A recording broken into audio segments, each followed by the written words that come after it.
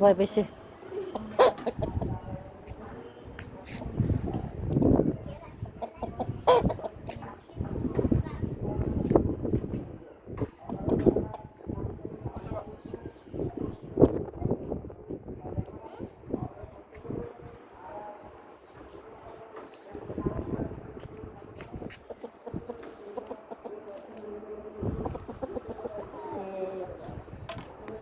লাভ দেওয়ার সাহস পাচ্ছে না, দেখছো ছাদ থেকে পড়ে।